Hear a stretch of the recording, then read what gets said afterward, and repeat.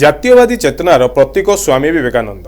महान स्वाधीनता संग्रामी वीर सुरेन्द्र साहेब जयंती तथा विद्यादायिनी माँ सरस्वती पूजा उत्सव आज कटक स्थित सरस्वती शिशु विद्या मंदिर परिसर में अनुष्ठित हो जाइछि। भक्तिमय परिवेश में माँ सरस्वती आवाहन सह स्वामी विवेकानंद एवं वीर सुरेन्द्र साहेब उद्देश्य गभीर श्रद्धांजलि अर्पण करा जायथिला। एही अवसर में विद्यालय प्रधान शिक्षक मनोज कुमार दास कर्ता भाव जोगदे समस्त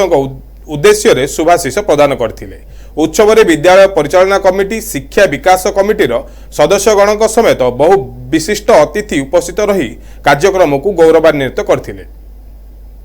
प्रशांत बेहरा आचार्य सरस्वती शिशु विद्या कॉलेज कटक श्री माँ सरस्वती पूजा प्रमुख मु अच्छी तेणु आज आम विद्यालय बहुत जाकजकम वैदिक रीति विधि मते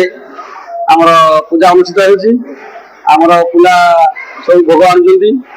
समस्ते आनंद मुखर अच्छा समस्ते भक्ति बसी पूजा कर आचार्य आज आम विद्यालय जी पंचमी माँ सरस्वती पूजा यथारीति अनुष्ठित उपलक्षे आज आम विद्यालय अरुण श्रेणी अष्टम श्रेणी पर्यंत आडमिशन कार्य चली पिला माने बहुत आनंद उल्लास सहित बर्तमान प्रार्थना मंडप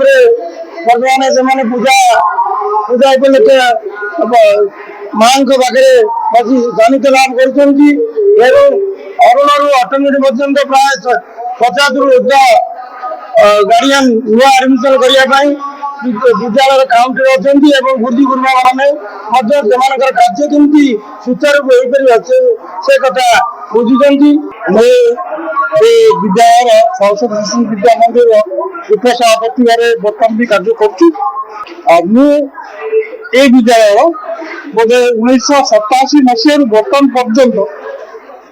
सरस्वती पूजा हो कि गणेश पूजा हो कि अन्य आमर जातीय मान जो सब पर्व अच्छी सब पर्व हिंदू धर्म एक पर्व अच्छी आम खूब सुंदर भाव संपादन करूँ आमर गुरुजी गुरुमा कहतु कि सेवक सेविका हूँ समस्त प्रसन्न हाथ था। आज ये जो कार्यक्रम सरस्वती पूजा ये सरस्वती पूजा प्रायतः प्रत्येक गुरुजी गुरुमा को आमर अभिभावक अभिभावक समस्त छोट भाई भौणी मान समस्त मिसिक कर तेणु ये आज भी कार्यक्रम होपर बर्तमान तो आम पूजा कार्यक्रम आरंभ हो भोजन व्यवस्था भी समस्त अंशग्रहण करेंगे। जय जगन्नाथ आम स्कूल सरस्वती शिशु विद्या मंदिर कॉलेज छकट आमर ये सरस्वती पूजा माघ मास शुक्ल पंचमी तिथि भल भाव पालन कर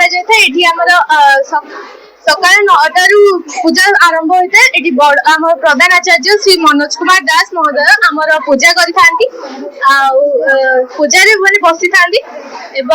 आमर पूजा सकाल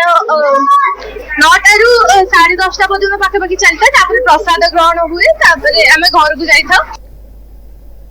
शेष में छात्र छात्री शिक्षक शिक्षयित्री एवं अभिभावक माने प्रसाद सेवन पूर्वक उत्सव को विदाय देथिले। एही मिलित उत्सव आध्यात्मिकता और जातीयता सहित सांस्कृतिक मनोवृत्तिर एक अपूर्व समागम थिला।